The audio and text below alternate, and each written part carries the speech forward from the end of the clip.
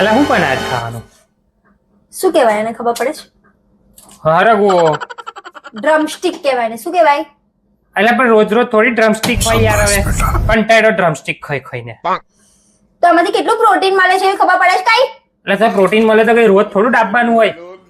મારા છોકરાઓને ભાવે છે એટલે હું બનાવું છું ને, એટલે તારે ખાવાનું છે, બરાબર છે?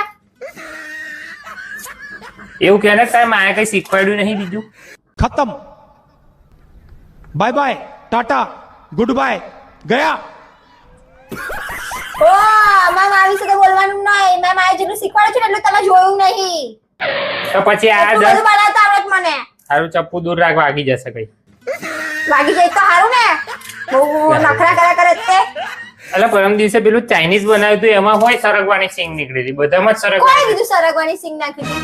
હા તો હતી જ ને. પછી તને પૂછ્યું હોય કે એટલે ચાઇનીઝમાં સરગવાની સિંગ નૂડલ્સ ની જોડે, તો કે હા આ તો ચાઇનીઝ ડ્રમસ્ટિક છે. કાલે પેલો ફ્રાઈડ રાઈસ બનાવ્યો તો એમાંથી હોય હરગવો નીકળ્યો. પેલી ઇડલી સંભારમાં તો સમજ્યા કે હોય દાળમાં. ચાલ તો બધામાં જ હરગવો હોય આશીષ. અને એટલું બધું પ્રોટીન મળે છે કે તમે રોજ ખાઓ ને, એનું સૂપ પણ બનાવીને પીવો ને.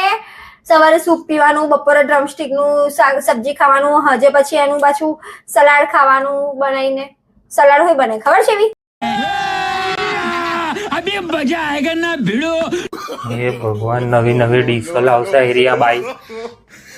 તો બહુ મસ્ત મજા આવે યાર. આખો દિવસ બધું કેટલું પ્રોટીન મળે. આપ કેટલા પતલા છો, તમારે તમને જાડા કરવા પડશે ને. બધા એવું થાય છે કે હું તમને ખવડાવતી નહીં, તમારે ખવડાવતો પડશે ને તમને.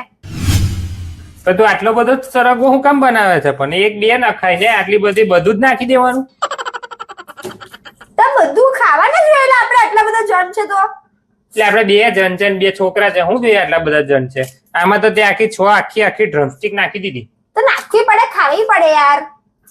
તો પ્રોટીન મળે, એમને થોડી પ્રોટીન મળે. અને વધશે તો તો કઈ નહીં, આપણે કાલે ખાઈ લઈશું. હા નહીં, કઈ વાંધો નહીં. એમાં પરમદાર તાર ભાઈ બેન આવે જ છે ને, કામ લાગશે. હું બોલ્યા? કઈ નહીં, એવું કઉ છું કે તમારા ભાઈને ને બેનને આવું બધું નહીં ખવડાવવાનું વાસી. એટલે તો ફેંકી થોડું દેવાય, કેટલું મોંઘું શાકભાજી છે. તમને ખવડાવીશ ને કાલે. મારા ભાઈ બેન તો પરમ દિવસ આવવાના છે. તો હું રાખીશ ને એના માટે થોડું. એના ભાઈને ને બેનને ખબર પડે ને કે કેવું ખાય બબે દાડાનું. ના ભાઈ, મારા ભાઈને ને બેનને ખવડાવીને તમારું કામ છે, તમારે ખાવાનું. તમારે ખાવાનું દે. તમારી બેન આવે તો હું કેટલું સારી સારી વેરાયટીઝ નહીં બનાવતી. વડાપાઉં, મુંબઈના વડાપાઉં બનાવીને ખવડાવું છું. તો પછી પણ એમાં થોડું ધ્યાન રાખ ને. આટલું બધું કેવી રીતે સમજ પાડું તને? કેટલા રૂપિયાનું આવે છે તને સમજ તો પડતી નહીં. શાકભાજી લેવા જાય ખબર પડે. તો કઈ નહીં, હવે જાઓ તમે, જાઓ તમારું કામ કરો યાર, જાઓ. આખો દિવસ છે ને આ બધું જેટલું બનાવીશ ને નુબરું જ બોલશે મારું. તો જાને લેવા તો ખબર પડે તને શાકભાજી. તો ઘરે તો ખાલી બ્લિંકિટ પર ઓર્ડર નાખી દેવા દે. આ એડ કર્યું, આ એડ કર્યું, આ એડ કર્યું, આ ડિલિવરી સીધી. ભલે ભલે થાય. મગજ ખોગતનું છે ને આવી રીતે આમ ઘરમાં હોય ને એટલે મગજ જ બગાડી કાઢે આપણું. ઉપરથી પ્રોટીન વાળું ખવડાવવાનું એમને.